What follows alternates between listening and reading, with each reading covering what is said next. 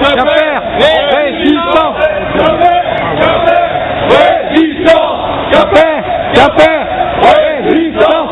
Quimper, Quimper, résistance. Résistance. Quimper, Quimper, résistance.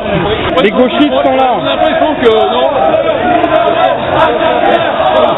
Minaret à Quimper, pas de minaret à Quimper, pas de minaret à Quimper, pas de minaret à Quimper, pas de minaret à Quimper, pas de minaret à Quimper, pas de minaret à Quimper, minaret à Quimper.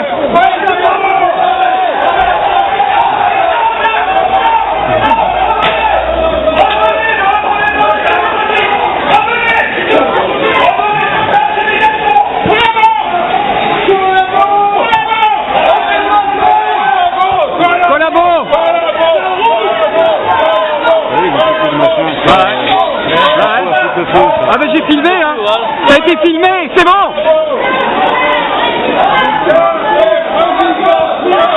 Résistance. Résistance.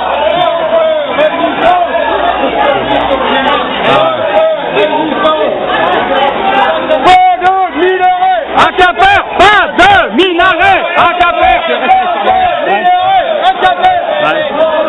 Allez, on continue. Les CRS arrivent par derrière. Bah ouais. Pas de minaret à Quimper. À Quimper, pas de minaret à Quimper, pas de minaret à Quimper.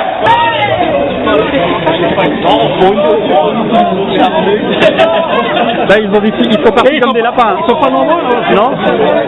Bretagne, pas de minaret en Bretagne, pas de minaret en Bretagne, pas de minaret en Bretagne. On est chez nous, on est chez nous, on est chez nous, on est chez nous, on est chez nous, on est chez nous. La France est terre chrétienne.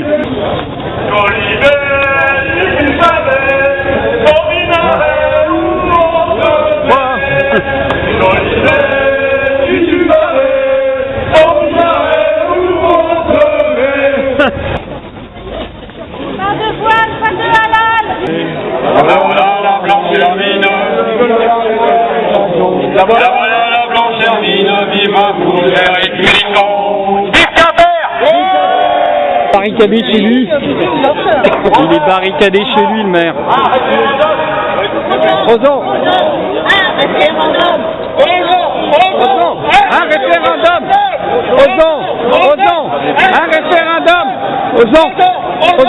Un référendum.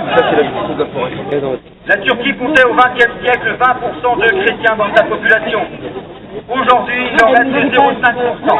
Et ce, malgré l'article 24 de la Constitution turque, garantissant la liberté religieuse, avec cependant pas mal de restrictions. En effet, en Turquie, pour les chrétiens, pas de possibilité de remplir de charges politiques. Les églises n'ont pas de statut juridique et sont exposées à l'arbitraire des autorités. Les communautés chrétiennes n'ont pas le droit de posséder des immeubles, ni de former des ecclésiastiques ou des catéchistes. Les processions sont interdites, les fêtes religieuses ne peuvent être célébrées en public. La basilique Sainte-Sophie à Istanbul, devenue musée depuis 1934, a été de nouveau transformée en mosquée.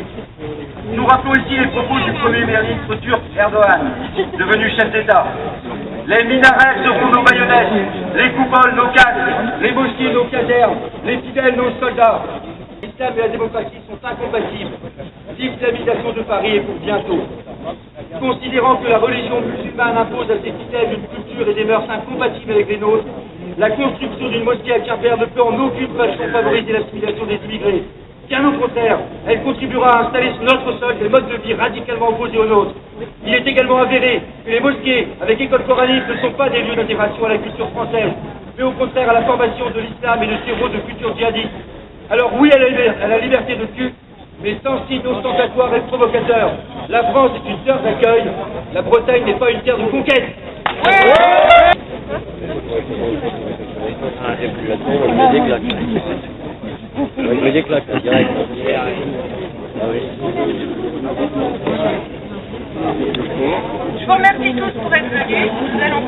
combat pour obtenir gain de cause, c'est-à-dire pas de minaret à Quimper. Nous voyons notre maire lundi. Nous vous tiendrons au courant du résultat de la discussion. Nous regrettons beaucoup que les anti-minarets aient eu un énorme article dans Ouest France et le Télégramme. Ça c'était vendredi. Samedi, c'était le président de l'association turque qui a eu aujourd'hui donc un énorme article dans la presse. Quimper Résistance a envoyé un droit de réponse. Bonjour à tous et merci d'être venus. Donc je suis responsable de Résistance Républicaine Bretagne. Notre présidente Christine Tazin ne peut pas être ici aujourd'hui, donc elle m'a fait une lettre que je vais vous lire. Bonjour à tous, je me faisais une joie d'être parmi vous aujourd'hui. Hélas, je n'ai pu me libérer de plusieurs contraintes, et notamment de celle d'être à Besançon mardi prochain au tribunal pour islamophobie. Donc, il est vrai qu'en France, en 2014, la liberté d'expression, la liberté de défendre son pays contre un système totalitaire qui s'installe progressivement avec la complicité active de l'UMPS depuis 40 ans est battue en brèche. Et c'est bien pour cela que vous êtes réunis ce jour.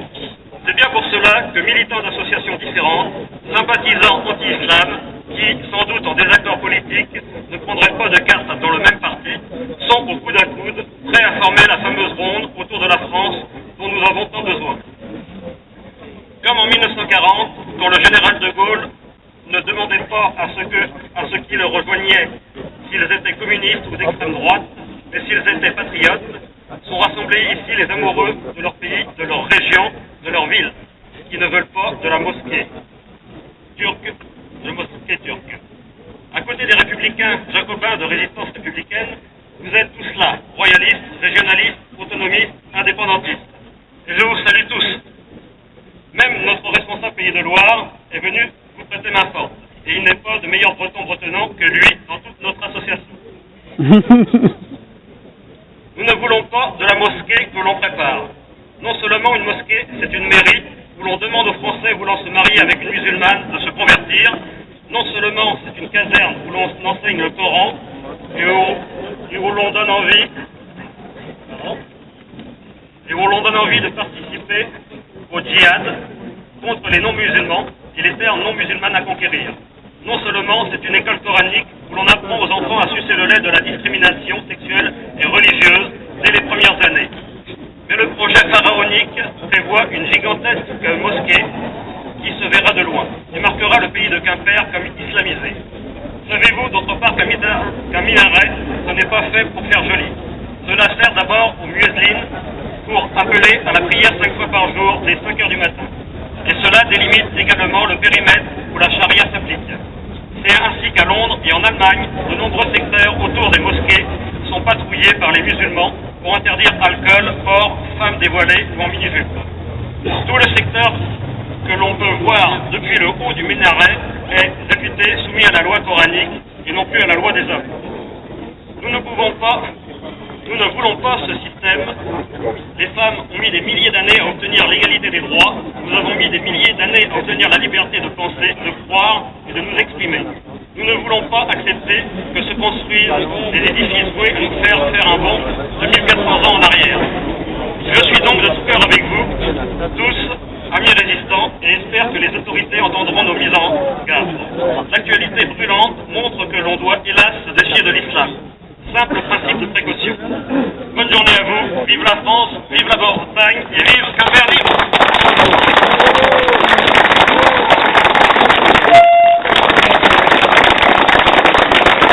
Monsieur le maire, mesdames, messieurs, vous venez de consentir à l'installation à Quimper d'une grande mosquée avec minaret de 14 mètres de haut, duquel la belle musine couvrira, pourquoi pas, malgré les dénégations, avant de l'étouffer, le son des cloches et de nos chapelles, pour 350 familles turques qui, depuis 10 ans, se réunissaient déjà en ce lieu, dans une certes modeste salle de prière, quand même de 450 mètres carrés, laissée volontairement à l'abandon actuellement. Cette démarche de la part de la communauté turque n'était enfin le signe de son refus d'assimilation. Objectif pourtant de notre République laïque, communauté immigrée qui aurait dû, en toute logique, soit réintégrer son pays d'origine, la Turquie, où la pratique de la religion fondatrice, culturelle et historique de notre civilisation occidentale, le christianisme irrépressible, soit accepter nos coutumes et nos mœurs.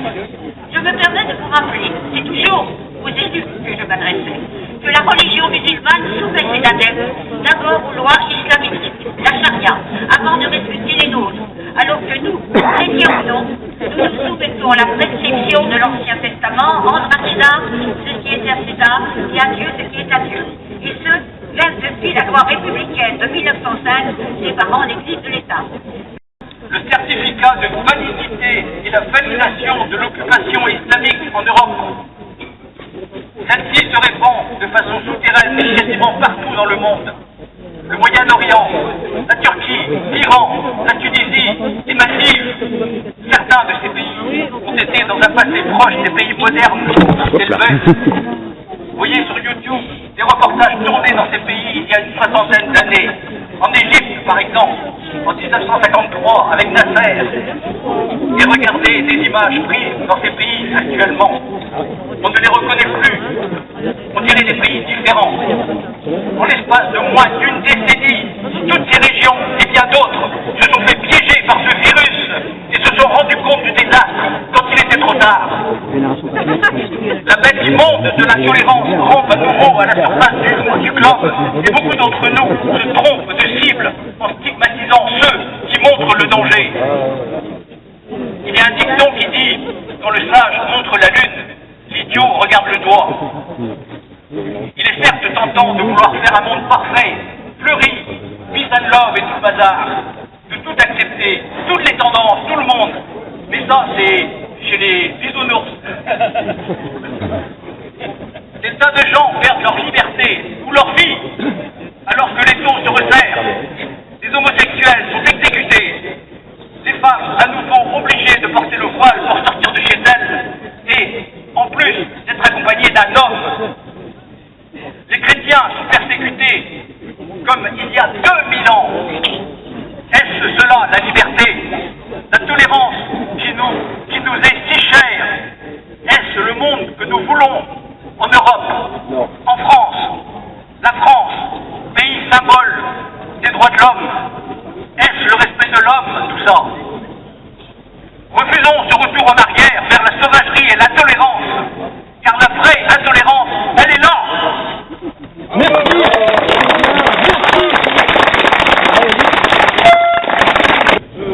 Nous voulons réclamer à Ludovic Jolivet un référendum populaire qui tienne ses engagements de campagne, comme il s'y était soi-disant engagé. Monsieur Jolivet doit respecter la démocratie, doit respecter sa parole. Un référendum doit avoir lieu pour le prochain projet, en expliquant les tenants et les aboutissants, expliquant ce que représente une mosquée. Une mosquée n'est pas une simple église. Expliquer aux Quimpérois ce qu'est un minaret.